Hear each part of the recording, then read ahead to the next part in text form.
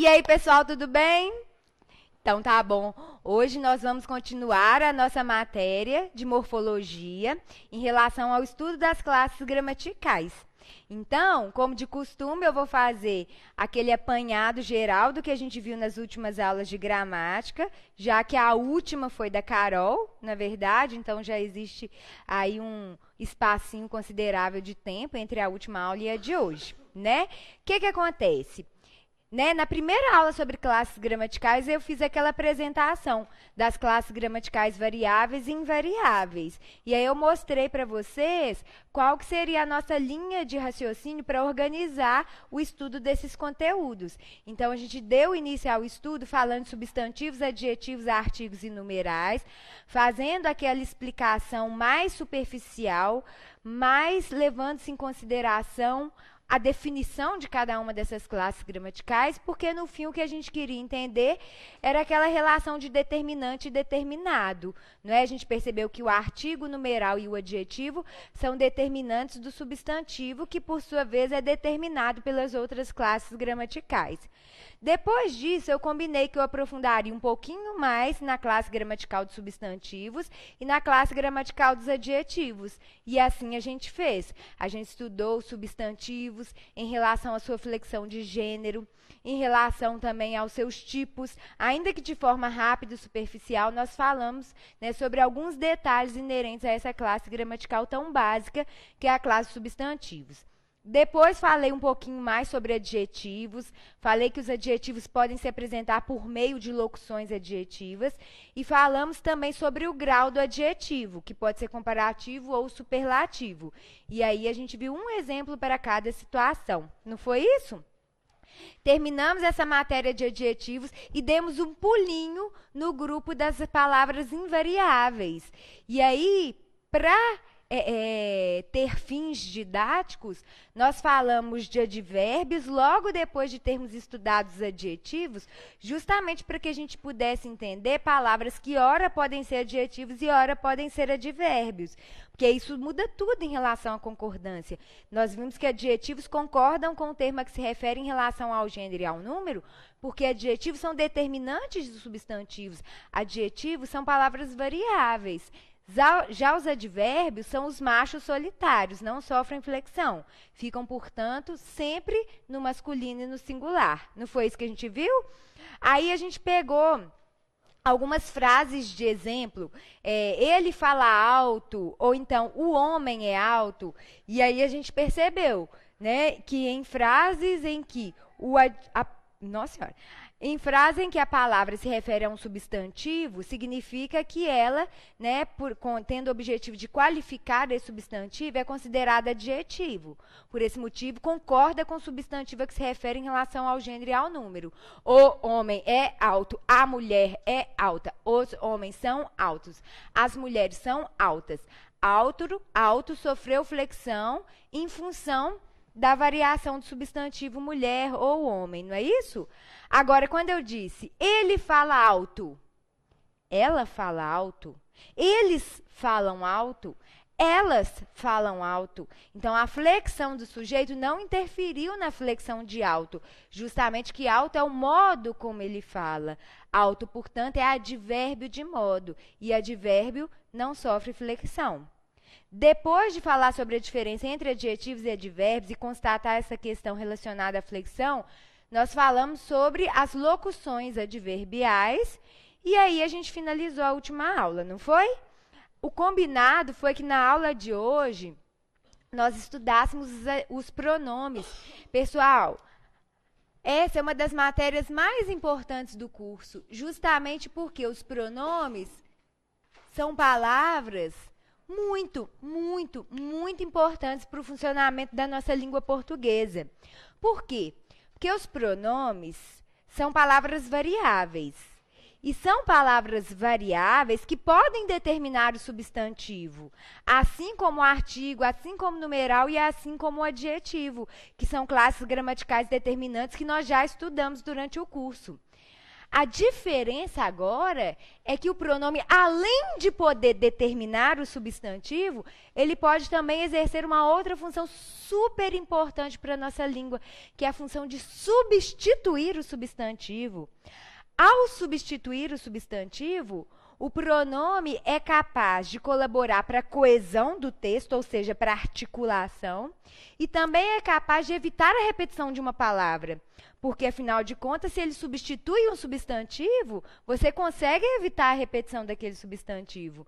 Por isso que os pronomes são tão importantes para o funcionamento da língua portuguesa. Eles colaboram para a conexão do texto e eles conseguem também evitar a repetição de palavras.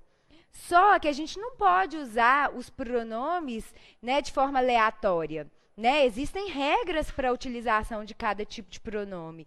E nós temos 6 tipos de pronomes na língua portuguesa. Então, eu vou colocar a definição aqui para vocês. Vou colocar os tipos de pronomes que nós iremos estudar ao longo do curso, principalmente nessas primeiras aulas sobre pronomes. E aí, à medida que eu for apresentando cada detalhe sobre essa classe gramatical, eu vou falando para vocês aquilo que cai mais ou aquilo que cai menos em prova, tá? Então, vou escrever a definição primeiro. Pronomes, são pronomes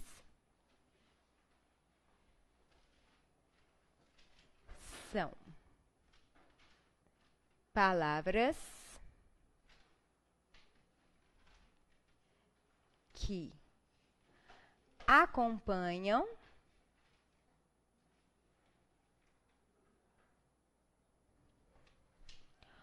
ou substituem o substantivo.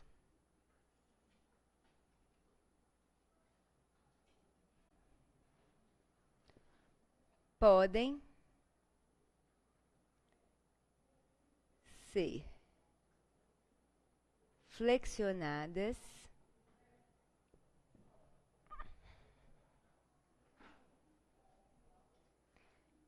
em relação ao gênero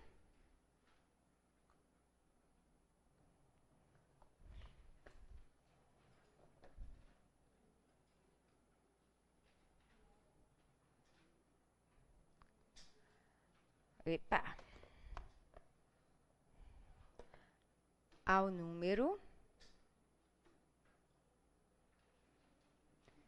e à pessoa. Então, percebam, as classes gramaticais variáveis que nós estudamos até então só podiam acompanhar o substantivo determinando-o. O pronome, além de poder acompanhar o substantivo, pode também substituí-lo. Então, essa classe gramatical apresenta uma função a mais em relação às outras variáveis que nós já estudamos. E a outra novidade é que artigos numerais e substantivos, artigos numerais, adjetivos e substantivos, que são as classes gramaticais variáveis que nós já estudamos, podem ser flexionadas em relação ao gênero e em relação ao número, ou seja, feminino e masculino, singular e plural. O pronome tem uma possibilidade a mais de flexão. Por quê? Porque ele pode ser flexionado em relação à pessoa do discurso. Nós temos 3 pessoas do discurso. A primeira, que é quem fala, eu. A segunda pessoa do discurso, que é com quem eu falo, tu, no caso. E a terceira pessoa do discurso, que é de quem ou do que eu falo. No caso, ele, se a gente for considerar essas pessoas do discurso no número singular.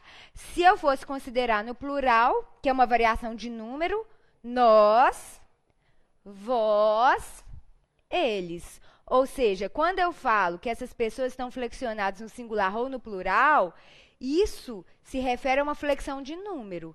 Mas quando eu digo primeira pessoa, segunda pessoa ou terceira pessoa, isso tem a ver com a flexão de pessoa, ou seja, depende da pessoa do discurso que está sendo alvo daquela ação ou daquela fala, enfim, aquilo que o verbo estiver expressando. Então, vamos anotar isso também?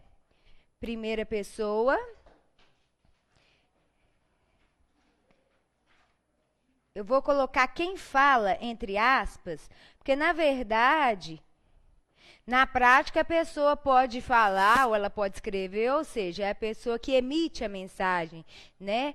Na parte de linguagem, nós chamaríamos essa pessoa de locutor ou então de emissor da mensagem. Aqui a gente vai escrever de uma maneira mais didática. A primeira pessoa do discurso é quem fala. A segunda pessoa do discurso é aquela pessoa com quem a gente fala.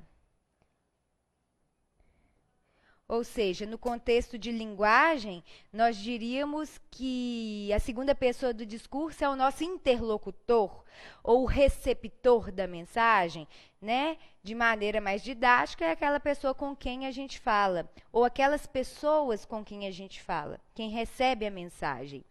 E a terceira pessoa do discurso representa de quem ou do que se fala.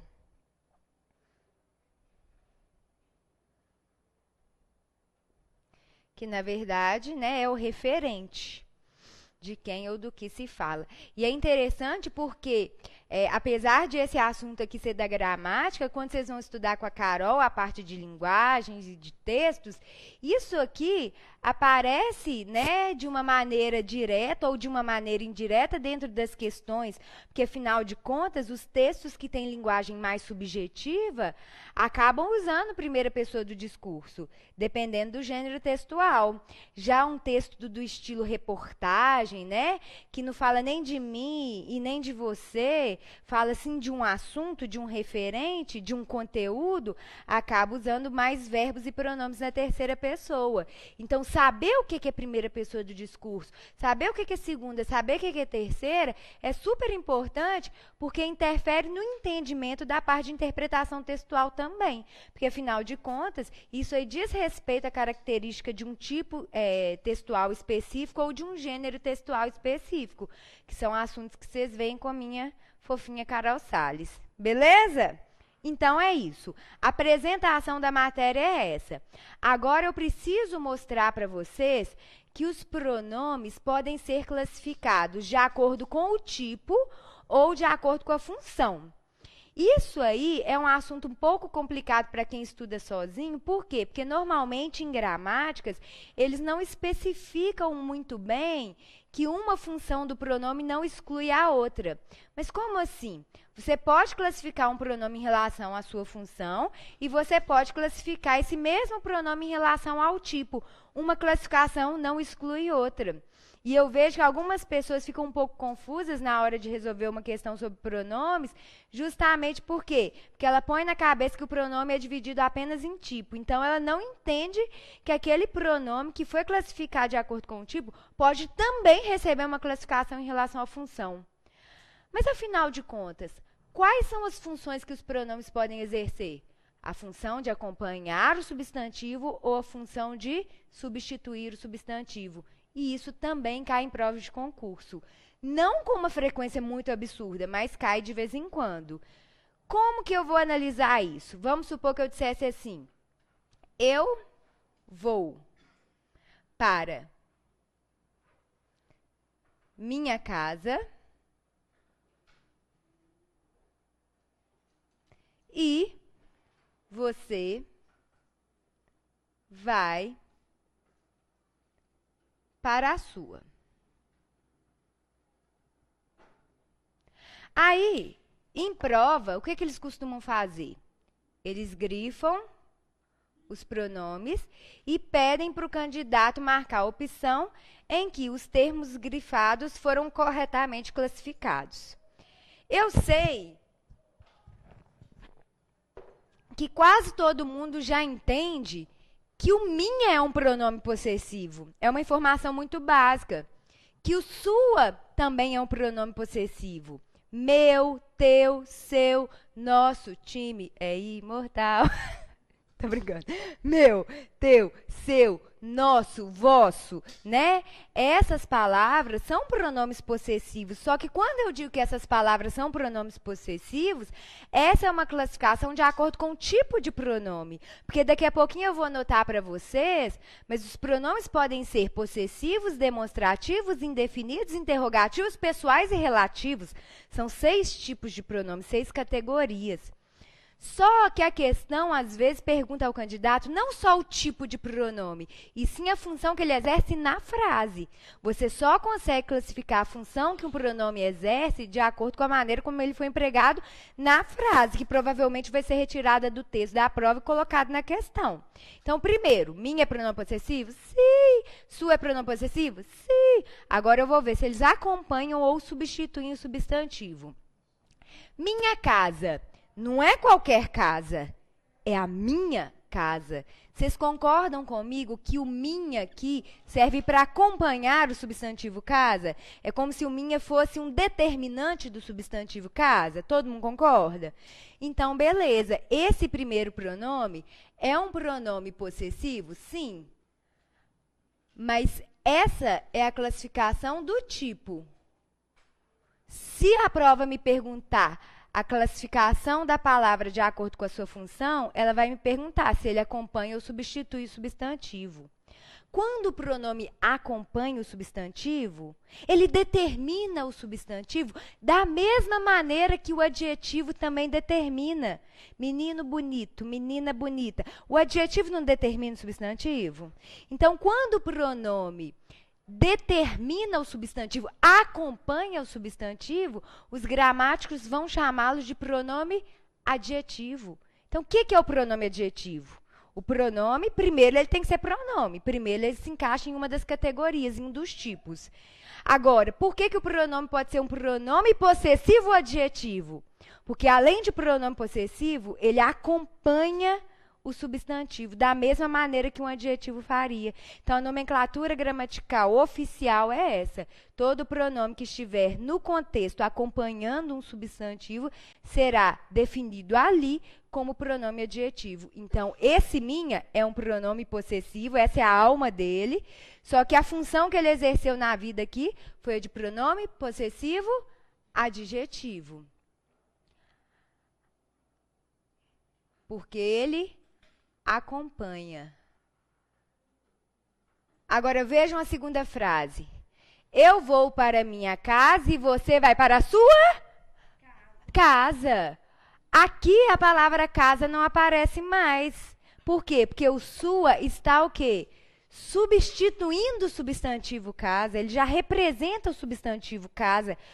Como ele substitui o substantivo casa, é como se ele fosse o próprio substantivo casa. Então, aqui eu vou dizer que o pronome é possessivo, só que ele é um pronome possessivo substantivo, porque ele substituiu um substantivo. Então, é como se ele próprio fosse um substantivo.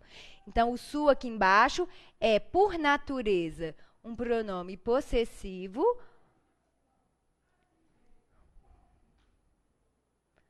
mas aqui nessa oração eu vou dizer que ele é um pronome possessivo substantivo.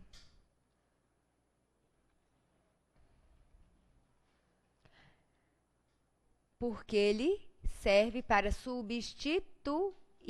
Ele substitui. Sabe o que é engraçado? Que isso aqui é tão básico e tão tranquilo de entender que, às vezes, quando as organizadoras cobram, o candidato fica pé da vida quando ele erra por desconhecimento de regra, e depois ele descobre que era uma coisa tão boba.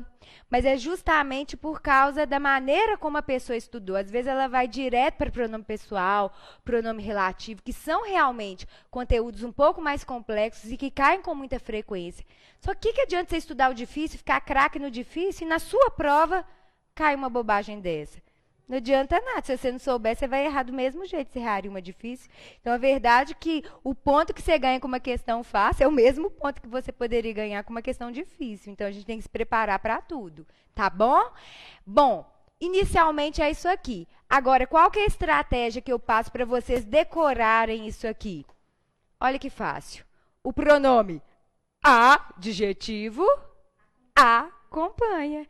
E o substantivo substitui. A, sussu. Ah, moleque, não é? Então, o adjetivo acompanha, o substantivo substitui. Aí, depois de entendido, fica mais fácil a gente usar uma estratégia para decorar, não é isso? Isso aqui, então, que a gente acabou de ver, tem relação com as funções. Agora, eu vou falar dos tipos. Só para a gente se organizar. Então, os pronomes podem ser indefinidos, interrogativos,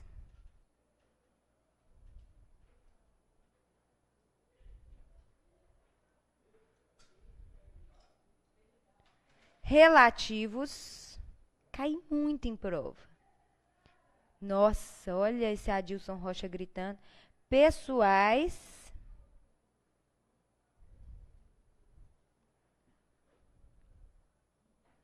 demonstrativos,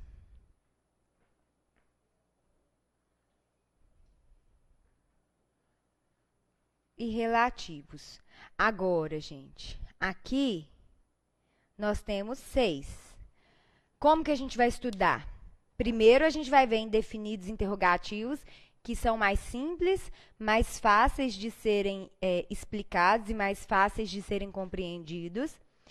Depois, eu vou falar sobre os demonstrativos, que estão ali no meio da jornada, né? Nem tanto cá, nem tanto lá. Depois, eu vou falar sobre... achei que fosse meu, que susto. Depois eu vou falar sobre os relativos e pessoais. Esses aqui... vão tomar mais conta das nossas aulas. Por quê? Porque eles são mais complexos e são os que mais caem em prova. Não importa se a pessoa fala assim, eu vou fazer um concurso público, eu quero aprender português. A coisa que ela mais tem que saber de toda essa matéria que a gente está vendo aqui, pronome pessoal e pronome relativo. Porque a chance disso estar na prova é uma chance, assim, enorme. Beleza? Porque cai em muitas provas, e muitas provas realmente.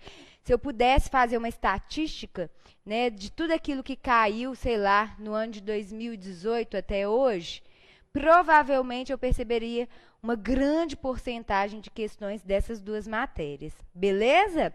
É isso. Agora, peraí, ficou faltando um aqui, ó. Possessivos. Eu repeti relativos. Desculpa. Indefinidos, interrogativos, relativos pessoais, demonstrativos e possessivos. Os possessivos, na verdade, a gente não estuda muito aqui, não. Por quê? O possessivo é aquele pronome, né, que eu acabei de citar para vocês, que pode ser dividido de acordo com as pessoas do discurso. Meu, teu, seu, nosso, vosso. Pode acompanhar ou substituir o substantivo. Não tem muito o que falar sobre eles, não. A gente vai estudar mais um pouquinho sobre pronomes possessivos quando nós estivermos falando da regra de crase, ou das regras de crase. Aí eu dou, né, uma atenção maior para essas palavras, porque não adianta eu falar sobre esse assunto relacionado à crase aqui, porque senão a gente vai misturar muito meio de campo. Tá bom? Então é isso, galera. Agora que eu apresentei para vocês as funções dos pronomes, os tipos de pronomes e a definição, eu vou falar sobre o primeiro tipo de pronome, que é o pronome indefinido. Pronomes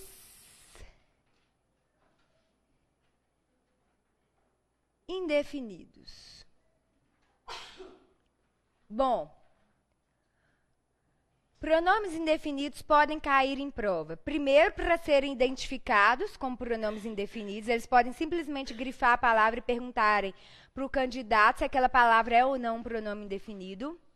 Podem cair em questão de concordância, e cai bastante, porque existem palavras que ora podem ser adjetivos, ora podem ser advérbios e ora podem ser pronomes indefinidos. Né? Uma mesma palavra pode permear em várias classes gramaticais e elas têm comportamentos diferentes em relação à flexão. E pode cair também em questão de crase. Por que em questão de crase? que em questão de crase, nós temos que decorar que a crase é proibida antes da maioria dos pronomes indefinidos. Então, quando você for estudar a crase, é importante que você já conheça, né, as características inerentes aos pronomes indefinidos, justamente porque você vai saber identificar que a crase é proibida antes daquelas palavras. Que palavras? Pronomes indefinidos, tá? Então, vamos falar melhor sobre eles. Se eu dissesse, assim, gente, alguns alunos faltaram hoje, eu estou dizendo quais alunos faltaram? Eu estou dizendo quantos alunos faltaram? Também não. Mas ao falar que alguns alunos faltaram, eu consigo produzir uma ideia imprecisa, vaga, em relação aos alunos que faltaram. Eu não sei a quantidade específica, eu não sei quais alunos especificamente faltaram, mas a palavra algum me ajuda a produzir essa ideia de imprecisão, não é verdade? Agora, se eu disser todos os alunos aqui serão aprovados em algum concurso. Amém! Então, a palavra todo aqui serve para quê? Para generalizar. Eu não estou dizendo exatamente quantos vocês são e nem estou dizendo o nome de vocês, mas a palavra todo serve para produzir uma ideia de generalização. Então, é para isso que serve o pronome indefinido. Ou para produzir uma ideia de quantidade indefinida, ou para produzir uma ideia de generalização. Além do todo, o tudo, nada, ninguém, também são pronomes indefinidos justamente por produzirem essa ideia de generalização. Então, o que eu vou fazer? Vou escrever esse conceito, vou escrever ali, vou citar os principais pronomes indefinidos e vou mostrar para vocês qual é o funcionamento do pronome indefinido nas orações e vou também mostrar palavras que ora podem ser pronomes indefinidos e ora podem pertencer a outras classes gramaticais, beleza? Então, vamos lá. Primeiro, vamos anotar o conceito. Pronomes indefinidos são palavras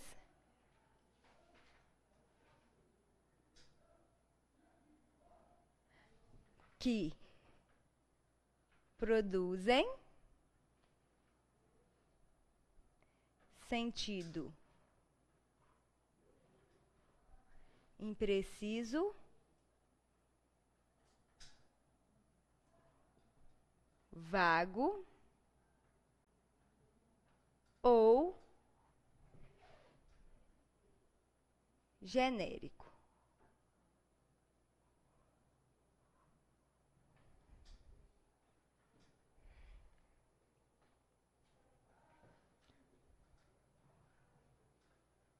Exemplos: muito, pouco, outro,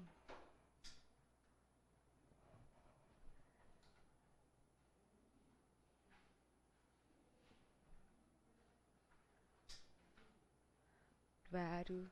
É vário mesmo, tá? Daqui a pouco eu explico por quê. Certo? Cada, algo, alguém, algum, ninguém,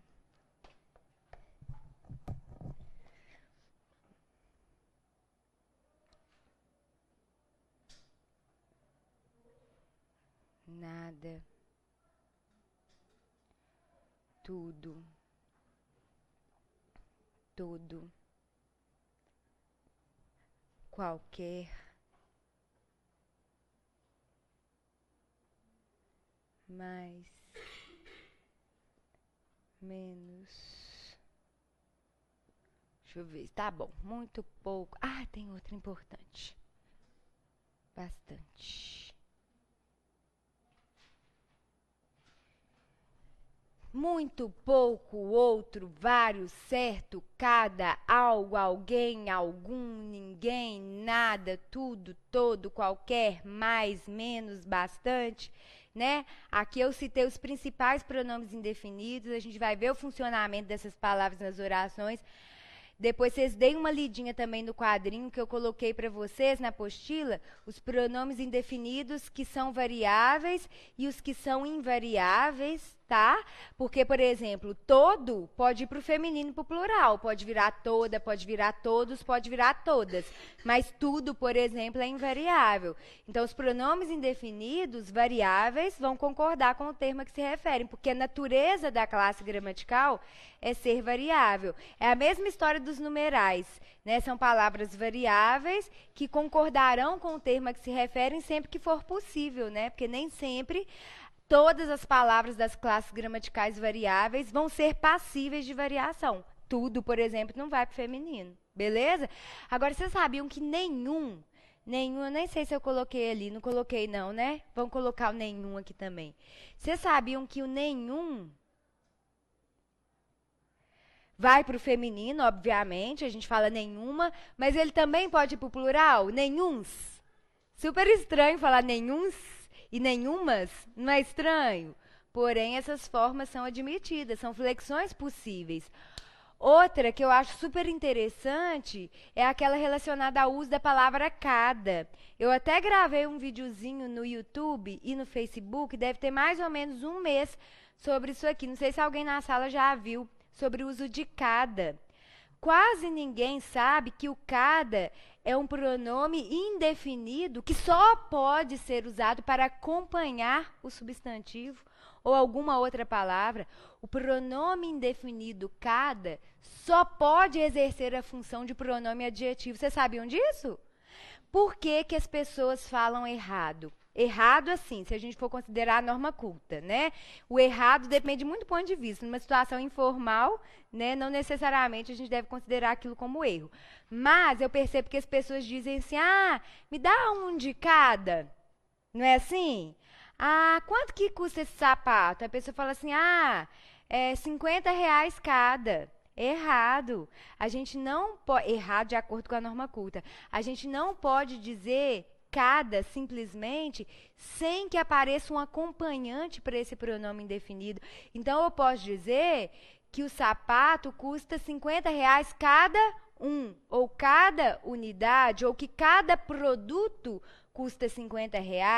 Eu posso falar cada um, eu posso até falar cada dois, né? A cada 2 alunos, eu vou entregar uma folha, por exemplo. Não tem problema, desde que o cada apareça acompanhando uma palavra. E a maioria das pessoas desconhece essa regra. E o mais interessante é que ela não é uma regra pontual, que aparece numa gramática e não aparece na outra. Todas as gramáticas, né, ao falarem sobre o uso desse pronome indefinido, são claras em afirmar que essa palavra só pode aparecer acompanhando substantivos. Não cai muito em prova, viu, gente? Mas é bom saber por quê? Porque às vezes vocês precisam empregar essa palavra numa redação. E aí o professor de português que enxerga um cada sem um acompanhante já vai criar antipatia, não é? Porque tem isso, não é uma máquina corrigindo sua prova, é um professor de português. E pode ser uma mulher de TPM, então ela já pode te olhar com maus olhos se você usar o cada sem um acompanhante. Então, pelo sim, pelo não, é bom a gente saber como empregar todas essas palavras, seja para uma prova objetiva, seja para uma prova de redação, não é verdade? Outra coisa, esse vário aqui é bem interessante, por quê? Porque a gente tem o hábito de usar esse pronome indefinido só no plural. Eu fiz vários exercícios, eu fiz várias atividades, não é assim? Do mesmo jeito que nós diríamos que nós fizemos muitos exercícios ou poucos exercícios. Muitas atividades ou poucas atividades, não é verdade? O vário e o muito se comportam da mesma maneira. Só que o muito a gente tem o hábito de usar tanto no singular quanto no plural. Eu fiz muito exercício hoje, eu fiz muita força hoje. Ou eu fiz muitos exercícios, ou eu fiz muitas atividades. O muito a gente usa no feminino, no masculino, no singular e no plural, sem perceber qualquer estranhamento. Agora, o vário a gente acha esquisito quando é utilizado no singular. Eu fiz várias atividades, eu fiz vários exercícios. Ou eu fiz vária atividade, ou eu fiz vário exercício. É esquisito? É, mas o vário é completamente flexionado em relação ao gênero e ao número. Ele se comporta como muito. Só que a gente sente esse estranhamento justamente porque a gente não tem o hábito de usar. E eu percebo que quando eu vou explicar essa matéria em sala, e aí eu coloco esse vário no quadro e fico caladinha, sempre tem alguém que diz assim, Cris, faltou um S ali. Não, não faltou não, eu fiz propositadamente. Entenderam? Então tá. Agora, eu vou pegar algumas palavrinhas daquele grupinho ali para mostrar para vocês a diferença de uma palavra que pertence ao grupo dos pronomes indefinidos e que pode pertencer ao grupinho dos advérbios. Então, eu vou primeiro pegar esse muito e esse pouco, tá? Isso é muito importante, porque interfere na parte de concordância nominal. Vejam que interessante.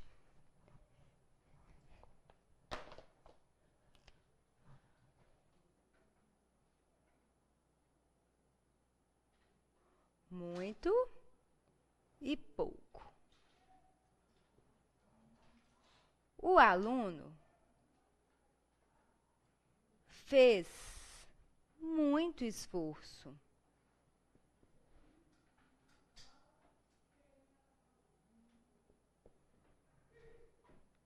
O aluno é muito esforçado.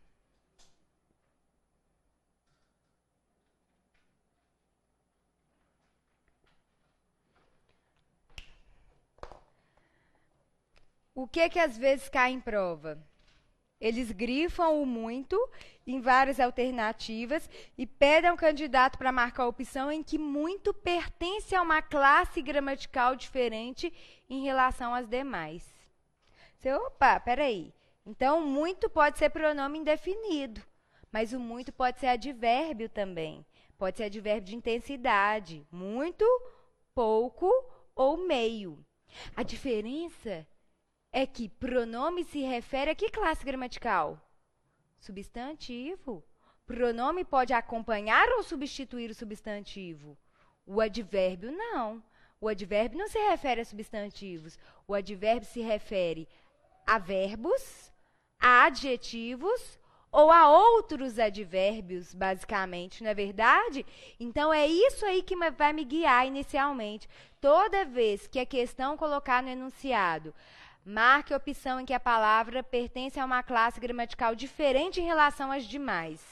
Primeira coisa que vocês vão fazer, perceber a que palavra aquele termo grifado se refere. Porque o primeiro passo é saber se a palavra se refere a um substantivo. Porque se ela se referir a um substantivo, você já descarta a possibilidade de ela ser um advérbio. Entenderam? Então, vocês têm que se organizar na hora da prova. Então, apareceram aquelas duas frases. Ai, meu Deus, ai, meu Deus. Primeiro passo. Puxa a setinha. Puxou a setinha? Vou descobrir a que classe gramatical pertence essa palavra que está sendo determinada ou modificada por essa outra que apareceu grifada, de onde veio a setinha. Vamos lá. Esforço. Esforço é o nome de alguma coisa? Tenta colocar com artigo. O esforço. O esforço é o nome de alguma coisa, admite a presença de artigo, assim como uma grandessíssima maioria de substantivos, não é verdade? Então, o esforço é um nome, é algo abstrato, mas é um nome, é um substantivo. Se essa palavra aqui é um substantivo, eu já consigo descartar a possibilidade de muito ser advérbio. Por quê? Porque advérbio não se refere a substantivo, não é verdade? Então, eu já dei o meu primeiro passo. Agora, vamos supor que a questão não fosse simplesmente sobre a identificação da classe gramatical, fosse uma questão de concordância. Se eles te perguntassem assim na prova, a flexão dessa palavra aqui interfere na flexão dessa? Sim, por quê? Porque essa palavra aqui é um pronome indefinido. Eu estou dizendo que a pessoa fez uma quantidade X de esforço, mas eu não consigo demonstrar de forma precisa a quantidade desse esforço. Vocês concordam? Então, significa que essa palavra aqui, por se referir a um substantivo produzindo uma ideia de indefinição, uma ideia imprecisa, ela é classificada como pronome indefinido. E o pronome indefinido tem como característica o quê? Ser uma classe gramatical variável, portanto, deverá concordar com o termo a que se refere sempre que for possível. Então, se esforço estivesse no plural, O muito também teria que ser flexionado no plural. Aí ficaria: os alunos fizeram muitos esforços. Então, se o substantivo estivesse no plural, muito também deveria ser flexionado no plural, porque muito é pronome indefinido. Pronome indefinido varia. Agora, vejam a frase de baixo. O aluno é muito esforçado. Muito agora se refere à palavra esforçado. Esforçado não é uma qualidade, um estado que você atribui a alguém? Então, o estado pertence a que classe gramatical? Adjetivo. Se esforçado, então, é um adjetivo, significa que eu sei que palavras que se referem a adjetivos só podem ser classificadas como advérbios. Então, o muito aqui é advérbio. Ah, então pronto. Se na prova eles me perguntassem, a flexão dessa palavra interfere na flexão dessa? Não, porque advérbio não varia. Então, aqui na primeira frase eu disse: os alunos fizeram muitos esforços. Ou o aluno fez muito esforço. A flexão da palavra esforço, independentemente da flexão de aluno, eu fiz sem querer aqui, interfere na flexão da palavra grifada, porque a palavra grifada é um pronome indefinido, e pronome indefinido varia. Aqui, tanto faz. Se a palavra esforçado sofreu ou não flexão, isso não interferirá na flexão do advérbio, porque advérbio já não varia. Então, se eu dissesse, os alunos são muito esforçados, todo mundo teria que ir para o plural aqui para concordar com o aluno. Menos o advérbio, porque o advérbio não tem que concordar com nada e com ninguém. A mesma regra que vale para o pouco, viu, gente? Eu poderia dizer que o aluno fez pouco esforço, pouco continuaria sendo pronome indefinido, né, que se refere ao substantivo esforço. E aqui embaixo, o aluno é pouco esforçado. Pouco, assim como muito, poderia também ser advérbio de intensidade no caso. Só tomem cuidado com uma coisa. Eu fiz para vocês uma explicação mais técnica. Tipo assim, vocês vão olhar para a questão, vão falar assim, upa, setinha. Essa palavra é um substantivo, então essa não é advérbio. Então, ela deve ser um pronome. Isso é fazer uma explicação de forma técnica. Por que que eu tenho que explicar isso aqui para vocês de forma técnica? E vocês, eu sugiro que apliquem isso de forma técnica ao resolver a questão. Olha o risco que a gente corre aqui. Nosso aluno fez muito esforço. Foi a intensidade do esforço. Não é perigoso a gente achar que esse muito é advérbio de intensidade? Porque pela interpretação, por esforço ser uma palavra muito abstrata e difícil de ser quantificada, é mais fácil a gente enxergar uma intensidade de esforço do que uma quantidade imprecisa. Então, se a gente começa a fazer uma análise muito subjetiva, muito relacionada à interpretação, a gente corre o risco de errar. Então, para esse tipo de questão, é melhor ser técnico. Se a palavra se refere a substantivo, é pronome. Se dá uma ideia de imprecisão, é pronome indefinido, concorda com o termo que se refere. Ah, a palavra não é substantivo, é adjetivo, é advérbio, é verbo? Então, a outra é advérbio, então ela não varia. Então, sejam técnicos, porque se a gente for apelar para a interpretação aqui, a gente corre o risco de errar. Principalmente quando o substantivo determinado for abstrato como esforço. Por exemplo, eu fiz muita força. Força também é substantivo. Fica parecendo que muita é a intensidade da força, não é? Só que força é substantivo, então muita ali só pode ser pronome indefinido. Então fiquem atentos e sejam técnicos, objetivos, né, ao fazerem a identificação dessas palavras. Agora eu vou falar sobre o bastante. É muito detalhe, né, gente? São matérias aparentemente simples, mas existe uma possibilidade, aliás, um leque de possibilidades, de pegadinhas que podem ser feitas com base nessas interpretações incorretas que a gente faz, não é verdade? Então, vamos para o bastante. Né? Eu tinha prometido para vocês na aula passada que nós falaríamos sobre o bastante. Então, eu vou pensar nos exemplos para eu colocar aqui. Só um minutinho.